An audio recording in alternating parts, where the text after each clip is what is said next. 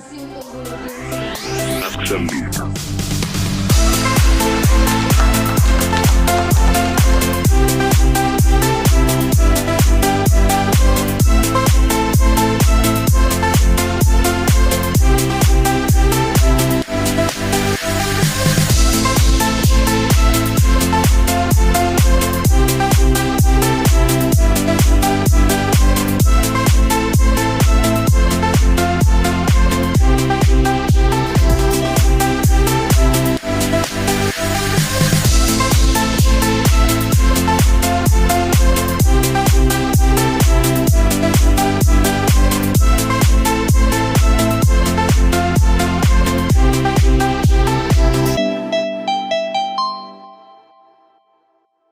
sering akan tidak bisa dimulai. Untuk itulah kami selalu berharap teman-teman setiap bulan jika tidak terlalu sibuk atau ada pekerjaan yang bisa ditinggal, silakanlah hadir. Sini kita bertemu bertatap muka dengan teman-teman untuk melihat satu sama lain gimana sih perkembangan teman. Kalau melihat Pak Iwan itu ya pasti hitam ya. Agenda pada siang hari ini seperti biasanya, pertama adalah pembukaan, kedua adalah visamir, yang ketiga adalah sambutan dari Pak Ketua kita, Pak Dewa Mertedana, yang keempat adalah perayaan ulang tahun di bulan September dan Oktober. Yang kelima adalah sharing, mungkin 2 atau 3 orang saja. Yang keenam adalah kebetulan Bolode membawa instruktur yoga. Ya kurang lebih segitu. Jadi beliau ingin mengenalkan bagaimana sih hidup sehat melalui yoga. Tangannya mengepal, segar, ogar, turun ya, boleh gini rahayu ya. Tujuannya supaya kita segar, ogar dan rahayu. Oke, kita akan mulai. PAPM Denpasar. Segar, ogar, rahayu. Ya, kurang semangat nih, masih 2 kali lagi ya. PAPM Denpasar. Segar, ogar, rahayu. Lagi sekali. PAPM Denpasar. Segar, ogar, rahayu. Buat kita semua, salam, namo budaya, salam kebajikan.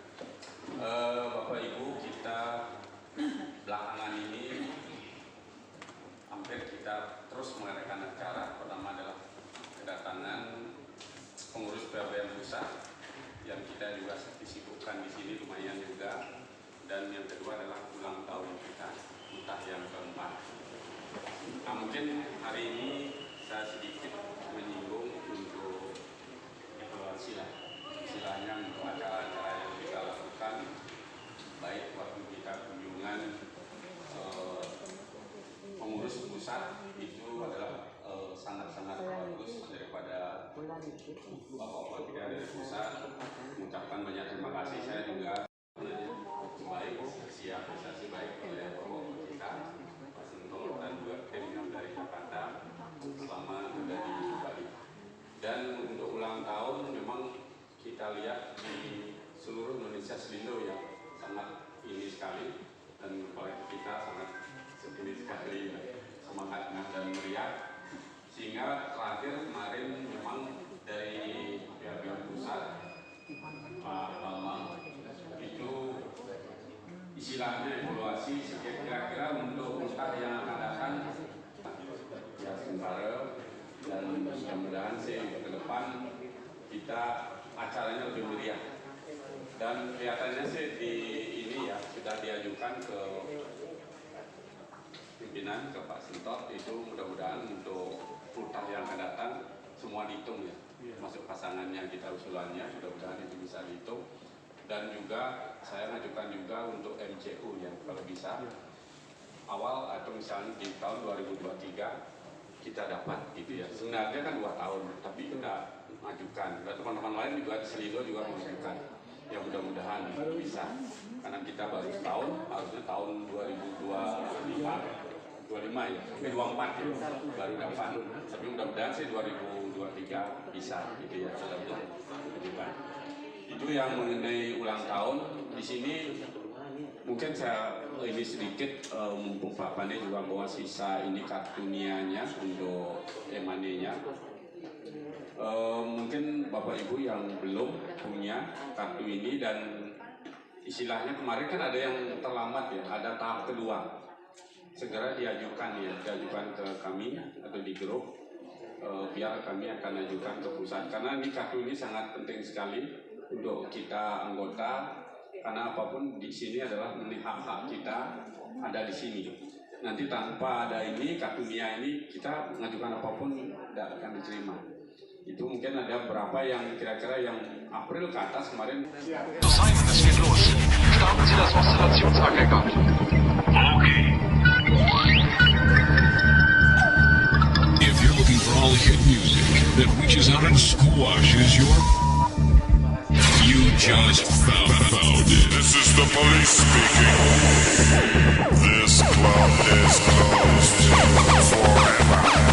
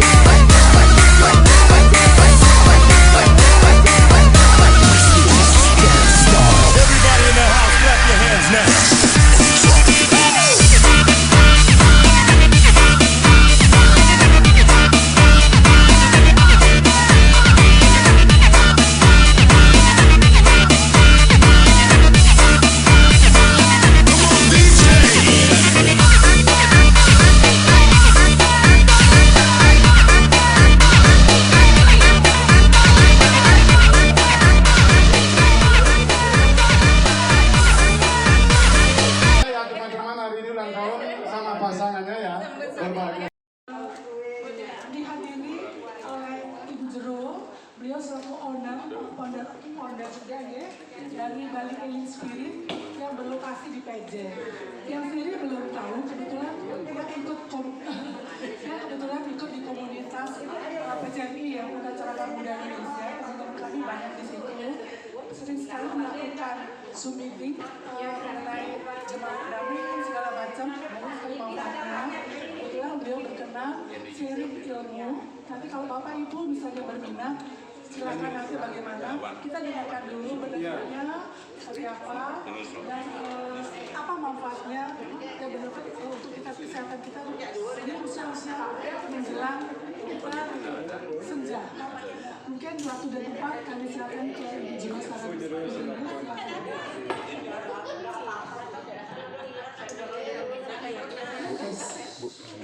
Om Swastiastu. Assalamualaikum. Shalom nama budaya, salam sejahtera. Hari ini Tiang sangat bersyukur ada di sini dan sebelumnya mungkin mohon izin memperkenalkan diri. Tiang Ciroratni dari Pasraman Bali Healing Spirit. Mungkin Bapak Ibu kita pernah ketemu nggak sebelumnya? Pernah di YouTube. Kalau langsung belum ya, baru sekarang. Jadi hari ini saya sangat bersyukur hadir di sini di tengah-tengah para abdi semua karena yang sama sekali tidak merasakan ada spirit lansia di sini, gitu ya. Jadi boleh angkat tangan siapa yang paling muda di sini? Oh iya. Kita pakai pirang Bu. Berapa Bu? Hampir 69. 69. Oh, 69. Ibu berapa? 55. 55. Gak kelihatan. Wow. Karena ketika saya duduk ya, sekarang melihat masa depan. Jadi sangat bersyukur Bapak Ibu semua diberikan kesehatan hari ini bisa berkumpul di sini dan selamat ulang tahun bagi yang ulang tahun tadi. Dan sepertinya memang kegiatan seperti ini harus sering dilakukan. Karena mungkin umur Tiang mungkin jauh banget ya dari Bapak Ibu semua. Bapak Ibu mungkin seperti orang tua saya jadinya. Dan saat ini Tiang kesini bahkan mestinya saya belajar. Dan jangan merasa Tiang menggurui kesini. Karena Tiang kesini hanya berbagi napi yang sudah dilakukan. Hanya saja hal yang berbeda. Mungkin karena yoga, meditasi, karena Tiang duluan aja yang praktek itu, makanya sekarang kesempatan Tiang berbagi. Suatu saat nanti Tiang yang belajar dari Bapak Ibu semua. Gitu jadi pagi hari siang. Oke. Sebelumnya ada nggak yang pernah merasakan gelisah tidur? Sering. Tengah-tengah tua itu pasti gelisah. Oke. Kira-kira kalau dirasakan penyebabnya itu apa? Galau. Aduh. Masuk galau loh. Galau kenapa Bu? Antara dilema dan galau gitu ya. Oke. Galau ya. Siapa yang tidurnya terganggu? Yang sering kesiap-kesiap gitu? Atau susah tidur? Si saudara. Ada yang dari usianya masih kecil, ada yang juga sudah agak ngerendeng sedikit, ada yang masih produktif. Nah kalau udah usia di atas 50 bahkan 40 tahun, itu kalau secara yoga sudah waktunya untuk kembali lebih banyak untuk diri sendiri. Nah dari riset nih ya, riset yang kami lakukan di Pasraman atas siapapun yang teman-teman, saudara-saudara yang datang ke Pasraman itu biasanya kalau tidurnya gelisah itu pasti ada banyak hal yang sedang dipikirkan, banyak hal yang dikhawatirkan, hal yang kadang-kadang masih bertanya-tanya, ini nanti gimana? Kalau usia-usia segini biasanya kita itu semestinya di usia Bapak Ibu, bahkan kami yang masih muda, semestinya punya ruang dan waktu untuk diri sendiri. Gitu. Nah sebelum mungkin Tiang lanjut lebih jauh ya, boleh nggak Tiang minta izin untuk mengajak kita hening dulu biar frekuensi kita sama dan apapun yang nanti kita diskusikan bersama-sama bisa bermanfaat untuk Bapak Ibu semua. Setuju ya? Setuju. Terus Tiang agak susah nyebut Bapak Ibu. Boleh nggak yang sebut teman-teman? Boleh. Mudah lah. biar merasa dekat, biar merasa seumuran gitu ya. Oke? Oke. Siap teman-teman? Siap. Siap. Oke, sekarang silahkan duduk, cari tempat duduk yang nyaman. Kakinya boleh lurus turun, jangan disilang. Dia terbuka seperti ini di atas paha. Kemudian pejamkan kedua mata.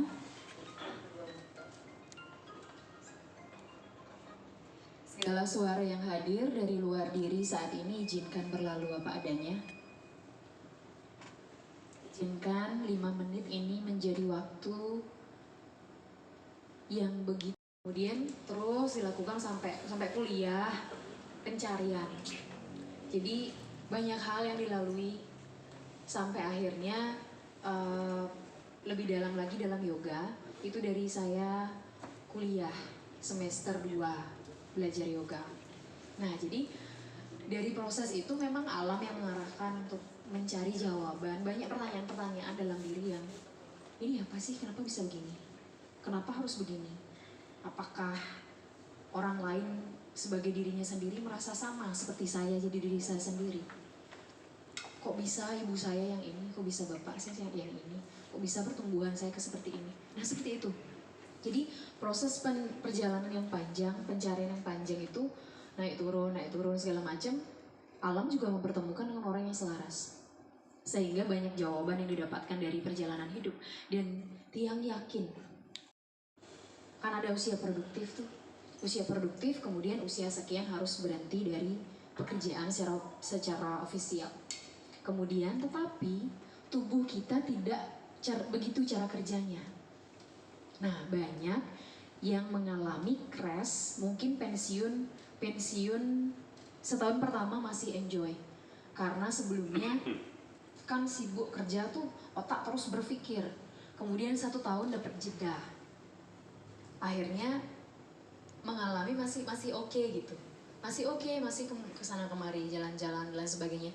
Biasanya konon ini dari research, di tahun kedua itu udah mulai agak ngapain lagi ya? Ada teman-teman di sini pensiunnya udah berapa lama rata-rata? 5 tahun. Di atas 3 tahun. 11 tahun. Wow, keren. Nah, biasanya setelah diam itu udah gak ada kegiatan, disitulah organ-organ kita bingung. Sebelumnya nih aktif banget nih, akselerasinya tinggi. Kok tiba-tiba stop sih? Akhirnya dari nerve system, dari saraf kita juga bingung dia. Akhirnya tubuh pun begitu, yang biasanya bangun pagi, kemudian jadinya kapan aja bangun. Teman-teman semua mencari kegiatan yang membuat bahagia. Misalnya ada yang kemarin itu beliau sudah usia 60-an, mulai belajar ke dalam dirinya lagi. Atau kalau tidak, apa dulu kekuatannya, mulai bergabung misalnya dalam komunitas seperti ini, yang membuat kita selalu terpacu untuk semangat, bertemu dengan spirit-spirit teman-teman yang lain, tetap ikut kegiatan. Even itu misalnya ada yayasan, ada apa, ikut non-profit organization, ikut di sana. Apapun yang ibu-ibu, bapak-bapak miliki, jangan diamkan sendiri. Sekarang sudah waktunya untuk berbagi. Berbagi lebih banyak lagi kepada anak-anak muda yang harus diteruskan estafet keberhasilannya. Jangan sampai anak-anak muda sekarang itu lembek-lembek. Nah, di usia-usia bapak ibu nih pasti tough banget zaman dulunya. Ya, zaman kecilnya pasti dulu zaman nggak ada mobil, nggak ada motor, listrik juga sepertinya. Dilihatlah semua proses pertumbuhannya kan gitu ya.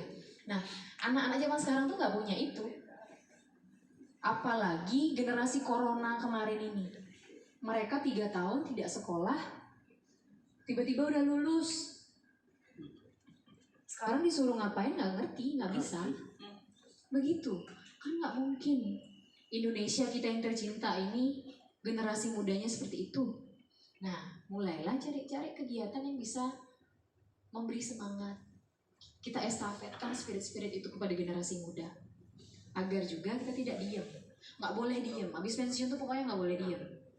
Harus buat jadwal kegiatan sama seperti bekerja dulu. Cuman bedanya kalau dulu dituntutnya sama perusahaan, dituntutnya keluar diri oleh kebutuhan di luar, sekarang mulai bangun diri lebih banyak ke dalam. Karena berbagi kepada orang yang membutuhkan, dalam artian bukan hanya uang loh yang kita bagi, senyuman, keceriaan, seperti tadi itu luar biasa. Kemudian waktu, kita sharing-sharing, itu yang sebenarnya dibutuhkan. Itu adalah dharma bakti yang luar biasa, memberikan karma baik bagi perjalanan kita. Itu yang kita butuhkan. Jadi jangan diem, ya. Mulai sekarang komunitas ini harus dikuatkan. Bila perlu ketemunya jangan sebulan sekali. Bertemulah melakukan hal yang positif. Salah satunya misalnya bisa yoga bareng-bareng, meditasi bareng-bareng.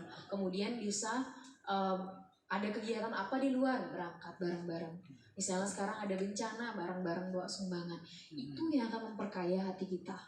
Kekayaan apapun secara material yang sudah dibangun selama ini, saya yakin itu udah banyak banget terkumpul. Tetapi ternyata yang akan kita bawa pulang ke rumah yang sesungguhnya itu adalah dharma baik itu. Itu yang sekarang waktunya udah terus diingatkan kepada diri sendiri. Harus banyak menebar senyuman, harus banyak berbagi hal yang sekecil apapun. Karena kalau di dalam yoga, meskipun anak-anak muda nih belajar yoga, dari awal sudah diajarkan seperti itu. Karena yoga itu bukan hanya yoga asana, tetapi yoga asana itu adalah bagian dari yoga itu sendiri. Hanya 10% dari yoga yang utuh. Karena yoga yang sesungguhnya adalah meyogakan hidup. Bagaimana kita bisa tenang dalam keadaan guncangan yang berat. Bagaimana kita bisa mengendalikan diri dalam kegembiraan yang begitu besar. Jadi kami-kami yang belajar yoga dari kecil ini diajarkan untuk menyikapi hidup itu. Kalau sedih, jangan sedihnya sedih banget. Boleh sedih sekarang, nanti bangkit lagi.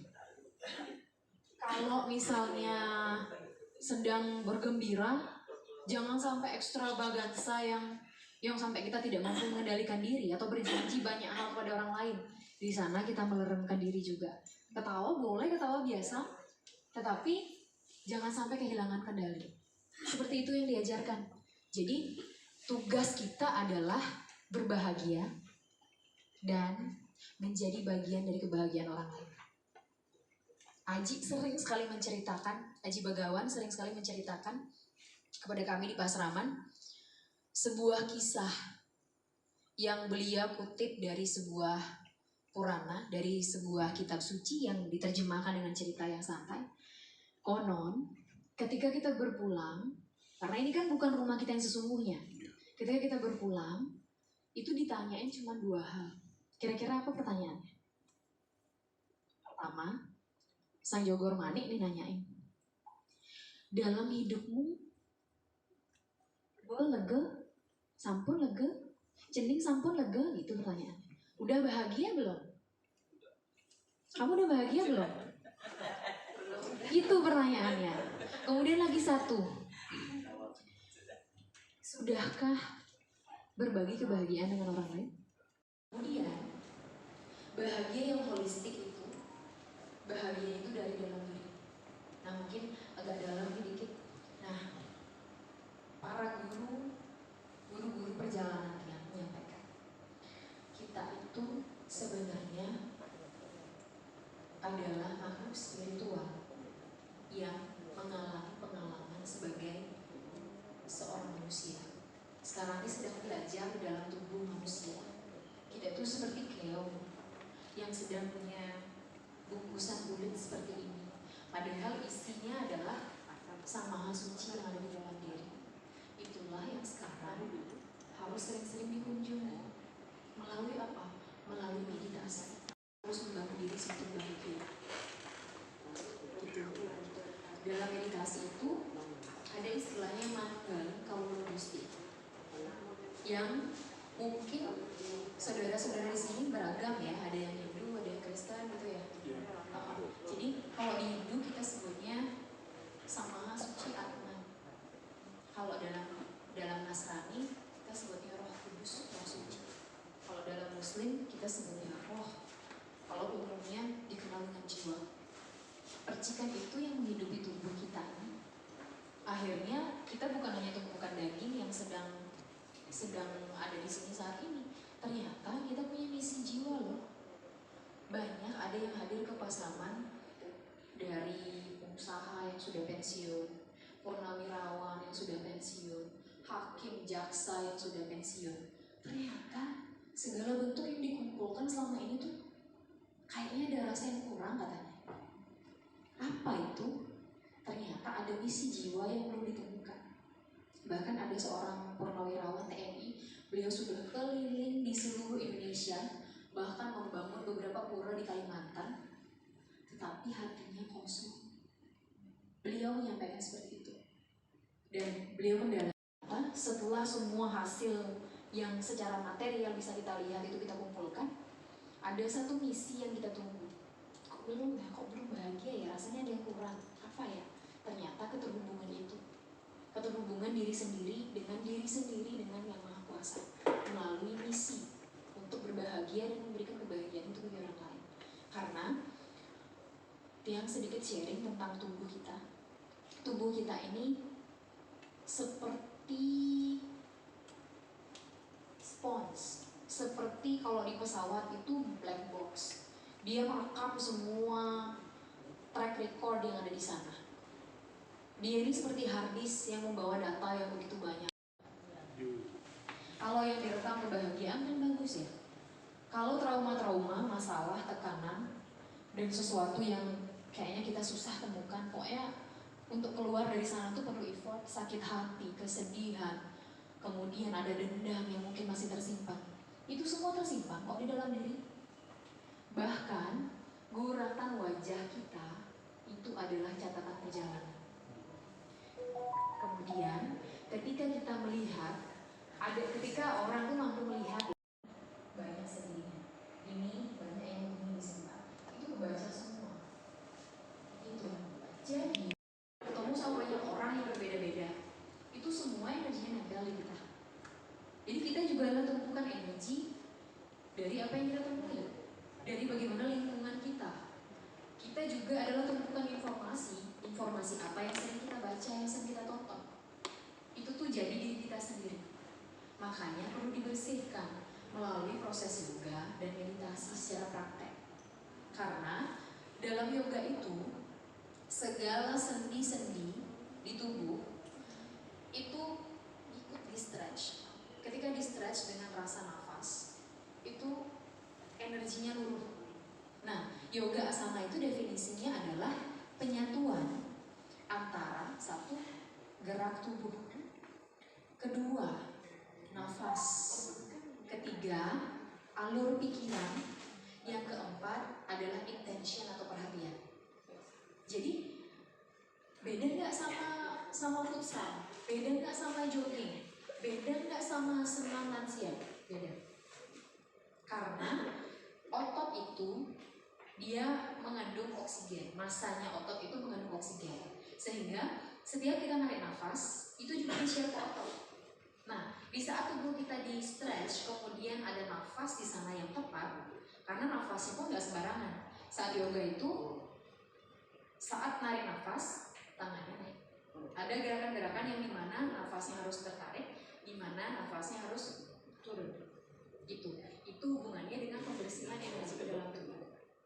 Nah, kenapa ada orang yang tiba-tiba di usia pensiun tuh banyak penyakit yang keluar, sekalian keluar? Apakah itu tiba-tiba? Enggak. Itu adalah investasi dan akumulasi dari apa yang sudah kita dari kecil. Makan apa? Sekolah makan cilok. Makan apa? Makan mie instan. Itu kita makan setiap saat. Mungkin nggak saat itu dia keluarnya, tetapi ketika tubuh sudah melemah, disitulah waktunya dia naik. Kemudian ada kanker, ada stroke, itu semua ada pemicunya. Jadi bukan hanya seketika ada seperti itu, enggak. Bukan karena tempat yang kita tempati teman, bukan. Tetapi prosesnya begitu panjang yang tersimpan dalam tubuh kita. Itu makanya ketika kita melakukan yoga itu dilepasin. Apalagi kalau misalnya dari muda udah yoga, Setiap punya tabungan investasi yang begitu, lepas. Setiap hari yoga lepas begitu. Jadi tidak ada endapan yang sifatnya menguat. Nah, kenapa bisa ada orang kanker? Sebenarnya sel kanker itu ada di tubuh setiap orang. Tapi aktif apa enggak? Apakah dia menguat apa enggak? Orang makanannya dia adalah gula kok. Makanan kanker itu gula. Kemudian ditambah lagi dengan segala bentuk pengawet yang kita makan. Jadi dia semakin kuat. Bagian tubuh yang mana yang lemah itu yang dicari. Nah, yoga ini melancarkan darah, melancarkan nafas. Kemudian range dari seseorang tuh mau umurnya panjang atau pendek itu bisa dilihat. Pertama, dari nafasnya. Kalau nafasnya panjang, artinya tubuhnya sehat dan mampu menopang tubuh kita ini, jiwa kita di dalamnya lebih panjang lagi. Kalau nafas lemahnya saraf-saraf di otak, nerve system yang ada di saraf pusat itu lemah. Karena apa? Karena nggak sering dilatih. Dulu kan aku pikir nih, pokoknya bos saya udah ngomel dulu atau bawahan saya nggak gini nih, mikir ya, nyari cara jalan keluarnya gimana. Nerves itu aktif terus, kelistrikannya itu aktif terus. Nah, tiba-tiba sekarang relax terus dan nggak mau berpikir banyak. Itu yang membuat.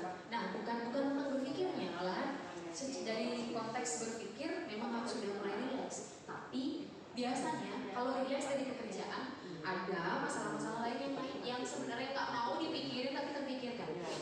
Aduh, cucu saya gimana? Aduh, anak saya gimana? Bisa nggak dia begini? Udah saya kasih buat karena ada banyak akar di dalamnya yang harus dipahami. Nah, berita tidak baiknya adalah semua memori dari perjalanan kita masa lalu itu seperti let's say ketika kita umpamakan tubuh kita ini adalah botol yang bertumbuh nih dari kecil, ketemu lingkungan yang begini, sekolah yang begini, kemudian orang tua galak misalnya. Ketika hal yang positif yang baik kita dapatkan itu adalah kita bayangkan sebagai air bening. Kalau hal-hal yang negatif, yang berat, yang menyakitkan itu, menyakitkan itu adalah air yang keruh. Itu air keruh sama air beningnya itu satu wadah. Kira-kira ketika seperti itu yang dominan air bening apa air keruh? Keruh. Bahkan setiap hari kita menghadapi masalah, ya enggak? Nah, dari situlah wadah yang keruh ini di dinding botolnya itu pasti banyak kerak. Sepertinya toilet aja yang sebulan nggak dibersihin ada keraknya. Apalagi sekarang mungkin usianya udah 70, udah mau kepala berapa gitu kepalanya, belum pernah kita bersihin trauma-trauma dan sedih-sedihnya. Kebayang nggak sudah berapa kerak yang ada di sana? Itu secara emosional. Inilah yang menyebabkan ketika di dalamnya itu sudah banyak keruhnya, ada sedikit aja hal yang memancing sebuah persoalan akan terus dipikirkan, akan bisa membuat kita meledak cepat. Ada yang suka ngegas nggak di sini? Ada. Yang masih suka ngegas? Apa? Belum apa udah ada tensinya? Udah ngegas gitu Pak? Ibu biasa. Ininya, temperamennya. Gitu. Ada yang gitu? Pasti ibu-ibu. Gitu. Kalau belanjanya kurang kayak ngegas. Curhat apa? Nah, jadi itu disebabkan oleh ukuran itu masih boleh ada banyak yang keruh masuk gitu loh. Ini sekarang karena dosisnya udah banyak, ditambahin keruh dikit udah langsung nyeplak aja, udah nggak bisa dikendalikan. Itu. Jadi segala bentuk overthinking yang sekarang Bapak Ibu alami itu sebenarnya adalah bukan itu penyebabnya, bukan yang hari ini penyebabnya, tapi investasi yang begitu banyak di dalam. Itu makanya sangat diperlukan proses tapa berata dalam diri. Nah, tapa berata ini kalau di Pasraman kita lakukan sebanyak 4 hari 3 malam. Ini goalnya adalah membersihkan proses perjalanan karma di masa lalu sampai hari ini. Jadi segala bentuk luka-luka yang masih dalam diri dan dendam apa itu dibersihin dulu. Dan juga diberikan pemahaman tentang fondasi hidup itu seperti apa. Untuk kita mempersiapkan diri yang namanya hidup, semua yang lahir pasti akan pulang. Semua yang hadir di sini pasti, yang hadir di dunia ini pasti akan pulang. Karena bukan ini rumah kita yang sesungguhnya. Nah, karena kita lahir di sini membawa misi, membawa utang-utangan. Kira-kira mau nggak balik pulang tetap bawa utang? Kalau dulu misalnya utangnya 100, masa pulang bawa utang lebih? Kan lucu. Nah, itu namanya downgrade. Jangan sampai kita downgrade. Jadi ketika dulu bawa utangnya 100, at least udah 50 kebayar. Itu. Hutang itu jadi karena apa sih jadi hutang? Karena apa? Kebencian, perselisihan yang tidak selesai, kemudian rasa sedih yang terus disimpan, amarah, kekecewaan yang terus disimpan. Itu ya, rasa sedih itu yang akan menjadi ini, yang akan. Kalau misalnya sekarang masih punya ini nggak? Misalnya nih ada orang yang digedekin gitu, ada nggak? Ada. Kalau ketemu gitu belum ngomong apa-apa udah mukanya salah gitu. Ada nggak yang masih begitu? Banyak. Nah biasanya kalau begitu, even kalau dalam hidup ini kita terus menghindari dia dan masalahnya belum selesai, di kehidupan yang selanjutnya lagi kok ketemu sama dia. Lagi ketemu sama dia karena urusan kita belum selesai. Begitu, jadi kita tuh masih dikasih kesempatan. Tubuh yang sehat ini sekarang kita gunakan untuk membersihkan. Harus dikuatkan. Karena basicnya adalah kalau perspektif yoga ya, kalau kita ditipu, yang salah bukan dia. Kita yang salah ngapain percaya sama dia. Gitu, jadi ada banyak kolom hole, lubang-lubang yang dia minta lagi ini, kasih lagi, sabar. Enggak gitu cara kerjanya. Gitu. Jadi ada, kalau dulu saya menyampaikan, ada 2 hal yang harus dilakukan. Pertama, jangan mudah percaya. Kedua, jangan mudah tidak percaya. Dan ditanya yang mana baik ditipu atau menipu? Kalau saya lebih baik saya ditipu. Kalau saya lebih baik saya ditipu, itu artinya saya dapat belajar. Bagian mananya saya bolong sampai saya nggak lihat orang ini akan menipu. Kalau kita yang nipu, artinya kita yang kurang belajar. Kenapa bisa pengen nipu orang? Kan gitu. Nah, jadi 2 hal ini yang akan membawa kita dalam keselamatan. Pertama, jangan mudah percaya. Kedua, jangan mudah nggak percaya. Kalau kita bertanya balik konfirmasi, bukan berarti kita nggak percaya loh. Tapi saya memastikan, ini sudah benar yang saya maksud apa bukan? Harus clear, clarity. Kalau belajar spiritual itu bukan yang huka-huka, nyari hantu, itu enggak. Clarity. Jadi kita memegang nilai-nilai hidup itu dengan benar. Bahasa dalam di Bali, di Hindu tuh disebutnya kita harus kuat menjalankan dharma, kebenaran. Kalau ya ketawa. Biasanya ngerating ke kiri belok kanan kan gitu kalau ibu. Nah, jadi begitu. Spirituality itu adalah value, nilai yang harus kita pegang, apalagi sudah di usia teman-teman semua sudah harus memegang itu dengan baik di dalam diri, harus mengenali who am I, siapa saya, ngapain saya di sini, setelah ini mau kemana, itu. Jadi lebih dalam lagi.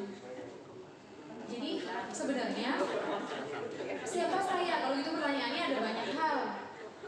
Kalau misalnya diumpamakan dengan mobil, apakah saya, apa itu mobil? Sama seperti itu. Apakah saya setirnya? Apakah saya bannya? Apakah saya joknya? Apakah saya badannya saja? Apa saya mesinnya saja? Nggak bisa. Saya itu adalah mobil yang a whole. Mobil yang isi setir, isi jok, isi ban. Kebayang nggak mobil itu nggak isi ban? Nggak bisa jalan. Nggak bisa jalan. Bayang nggak mobil itu nggak isi setir? nggak usah belok, lurus gitu terus jalannya. Apalagi bensin nggak bisa jalan lagi, begitu. Nah, kondisi itulah yang harus kita pahami sekarang, bahwa sedikit bocoran tubuh kita itu bukan hanya yang kita lihat ini saja.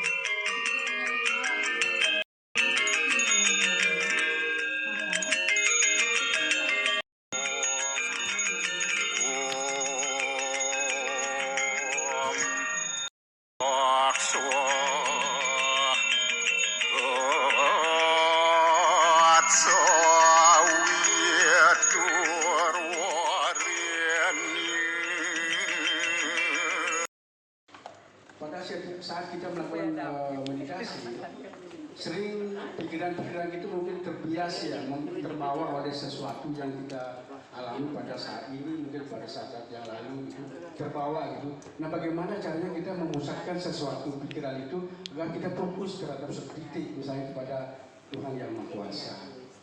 Itu sementara dulu, Mbak. Terima kasih. Itu hanya bisa dilakukan kalau saya mampu fokus. Jadi ada yang bilang bahkan, saya nggak mau belajar meditasi, pikiran saya kemana-mana. Itu dia bilang. Padahal karena pikiran kita kemana-mana lah, kita harus meditasi. Gitu. Nah, sekarang dia jelaskan. Oh, gitu pasti. Biasanya gitu. Nggak usah konsen gitu. Nah, ternyata pernyataannya dari perjalanan pengalaman saya adalah meditasi itu adalah ada 3 proses di dalamnya. Jadi sebenarnya meditasi itu nggak hanya duduk kemudian merenung, itu adalah inner work, bekerja di dalam, itu ya bahasa Indonesianya, tapi lebih enak di bahasa Inggris. Inner work itu bekerja untuk diri sendiri di dalam secara fisikal, tubuh fisik, secara mental, secara spiritual dalam satu proses. Itu. Kemudian meditasi, apa yang terjadi di sana? Pertama, prosesnya adalah menyadari. Ketika kita duduk, kita menyadari nafas. Pikiran itu seperti monyet yang terus kesana kemari, semua dicomot-comot sama dia. Persoalannya udah lama-lama lagi balik sini, muncul-muncul. Jadi yang perlu kita sadari adalah kalau misalnya masa lalu nih tiba-tiba mantannya gitu lagi muncul dalam mata, itu di mana ya dia sekarang? Nah, misalnya gitu nih ya ibu-ibu. Terus yang disadari adalah yang disadari adalah kalaupun misalnya ada orang yang kita benci itu muncul masalah-masalah, itu adalah proses menyadari bahwa oh ternyata dulu saya pernah dalam kondisi itu. Oh ternyata kejadian ini pernah saya alami dulu. Karena banyak orang denial. Tahu nggak denial? Penolakan, penyangkalan. Enggak kayak gitu tuh. Merasa baik-baik aja padahal sedang nggak baik-baik aja. Gengsi. Nah disinilah kita grounding. Kita lepaskan semua gengsi itu kepada diri kita sendiri. Meskipun orang lain nggak tahu itu, yang penting kita nerima itu. Oh ternyata dulu saya pernah begini. Kadang-kadang kesalahan kita zaman dulu lagi muncul. Oh ternyata saya salah itu. Saya pernah lakukan itu. Itu pertama. Kedua adalah menerima. Sudah disadari itu pernah terjadi, terima. Ternyata itu bagian dari hidup saya.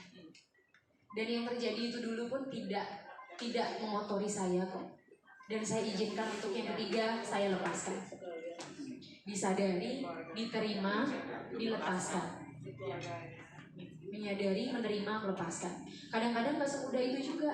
Sudah kita izinkan melepaskan, gak mau lepas. Makanya perlu proses tanpa berata.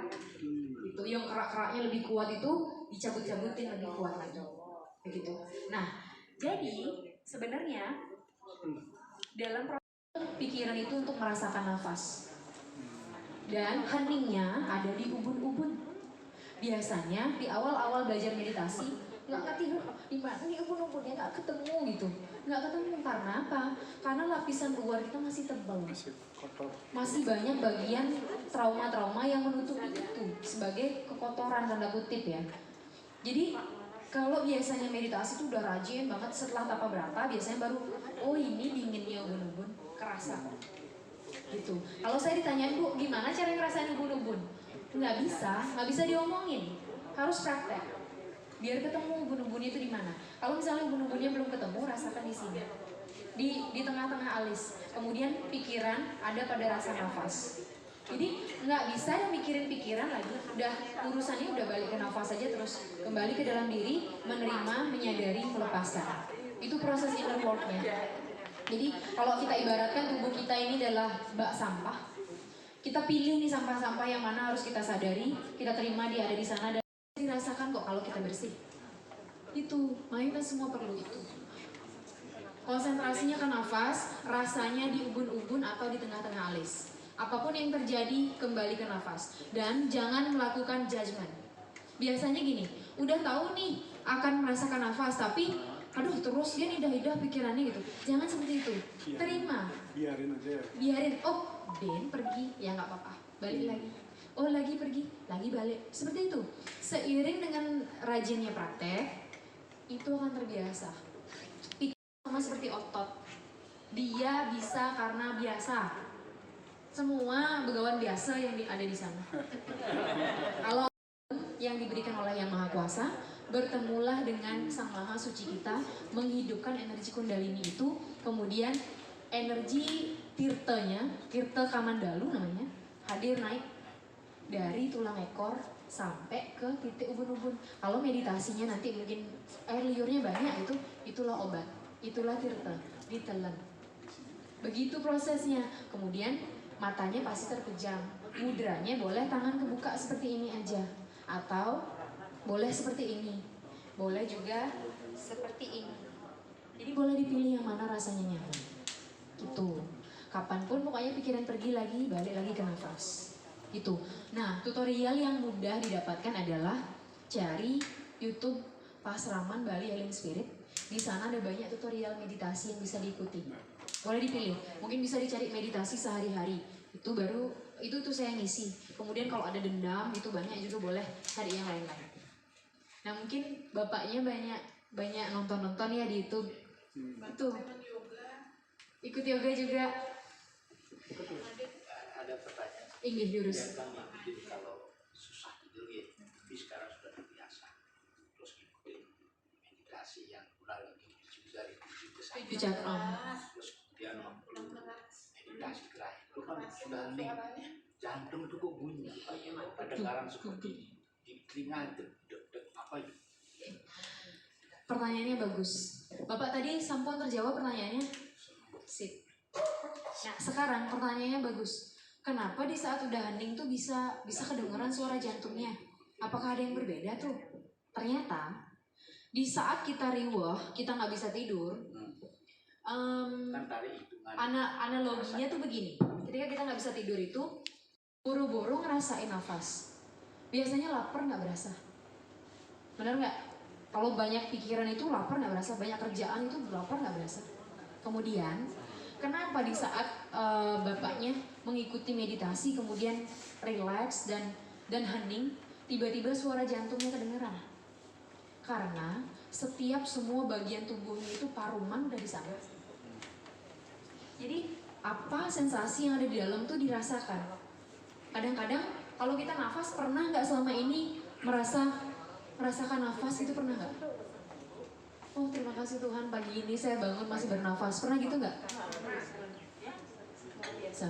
Jadi kadang-kadang dari diri kita itu nggak, kalau tidak mendapatkan sebuah insight ya dari luar, itu nggak akan ngeh untuk merasakan nafas. Kalau seorang yogi bahkan bulir nafas itu pun kalau bisa kita rasakan. Mungkin pundaknya berat, ada rasa sakit mulai kerasa. Karena apa? Karena sudah ngumpul jadi satu present moment saat ini. Gitu. Jadi itu sebenarnya kepekaan tubuh yang mampu merasakan ternyata organ tubuh di dalam saya ini masih sehat ya sekarang. Seperti itu. Jadi lanjutkan terus nih. Semangat. Di dalamnya itu kekeruhannya, proses trauma-trauma, kesedihan masa lalu itu masih. Makanya dari proses tidur itu, kalau memang udah bersih ya dari trauma-trauma masa lalu, di mana aja nempel langsung, itu bagus. Artinya beban, biar tangan ini kencang, kemudian wajah saya kencang, kemudian tubuh saya kembali waktu seperti saya dulu usia 30 tahun. Itu pakai motivasi. Kalau saya nggak melakukan ini, nanti semakin tua saya semakin keriput, wajah saya semakin jelek, tubuh saya melemah. Ingat itu kalau udah mulai malas, udah mulai mager, langsung deh ini, buat jadwal. Makanya harus disadari pertama kita harus tahu tujuan kita apa. Apa yang harus saya lakukan? Apa yang harus saya selesaikan? Yang urgent dan penting bereskan pagi. Yang penting tapi tidak urgent bereskan setelah itu. Kalau tidak penting dan tidak urgent selesaikan pagi, kasih orang lain yang beresin. Kalau tidak terlalu penting dan tidak terlalu urgent, buat waktu. Kapan saya plankan itu? Gitu. Jadi bahasanya udah apa ya hari ini? Gitu Bu. Apa ya hari ini biar saya makin cantik. Bila perlu pasang foto waktu muda, gedein di kamar. Baru bangun udah lihat itu. Oke, saya harus jadi seperti ini lagi. Itu yang paling mudah deh. Kalau gitu. Tadi punya tambahan dari dulu deh. Tiang Upang mengingatkan kalau meditasi nafasnya dari hidung. Dari hidung. Ya, selalu dari hidung. Boleh diawali dengan tarik nafas panjang dulu, ditahan, kemudian lepas dari hidung. Itu 3 kali di awal. Kemudian lanjut dah. Kalau meditasi yang di YouTube itu ada hitungannya. Dihirup, dihembuskan lewat Ya, hidung. lewat hidung. Tapi kadang-kadang ada yang lewat mulut, lepaskannya. Itu gimana? Tergantung kebutuhannya apa. Jadi kalau biasanya meditasi itu hubungannya dengan nerves dan saraf. Sehingga kalau saraf itu posisinya di kepala, Bu. Kalau secara anatomi, ketika kita nafasnya dari mulut itu kan dari tenggorokan jadinya. Dia kan kalau emosinya tinggi, boleh dari mulut sebentar, kemudian dari hidung lagi. Karena apa? Karena kalau nafasnya dari hidung, segala ketegangan di otak itu akan dilepaskan sama dia. Perjumpaan kita hari ini, dan yang harapkan nanti bisa bangun kelas khusus untuk timnya di sini. Jangan sebut tim lansia ya. Jangan sebut tim lansia. Sebut aja. Cari aja nama yang lain gitu yang bisa membuat tetap spiritnya muda gitu. Tim ceria atau apalah gitu yang bisa semangat. Tim Rahayu. Tim Rahayu. Jadi lebih calm. Itu ya. Itu harus terus dilanjutkan. Dan terus semangat, nanti bisa mungkin seminggu sekali yoga meditasi bareng-bareng. Dan cari waktu, nanti siapa tahu bisa tapa berata bareng-bareng. Itu akan will be very powerful, mumpung masih sehat semua. Oke? Siap? Semangat. Terima kasih untuk Bu Lude yang sudah mempertemukan kita semua di sini.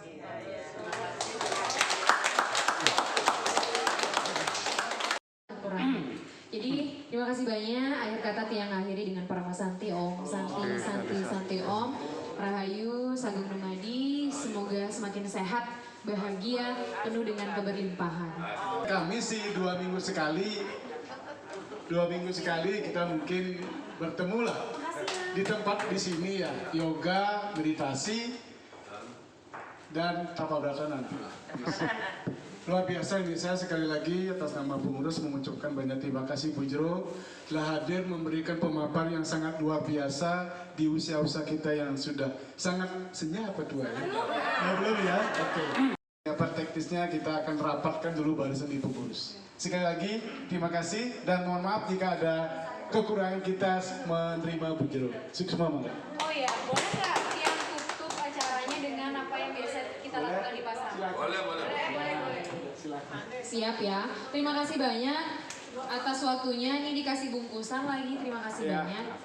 Nah sekarang kita akan tutup acara kita bersama-sama. Semoga apapun yang tadi sudah kita belajar bareng-bareng, kita brainstorm bareng-bareng, bisa menjadi sebuah intisari yang bisa kita pakai dalam perjalanan kita bersama-sama. Jadi sekarang tiang undang Bapak Ibu untuk duduk bersama.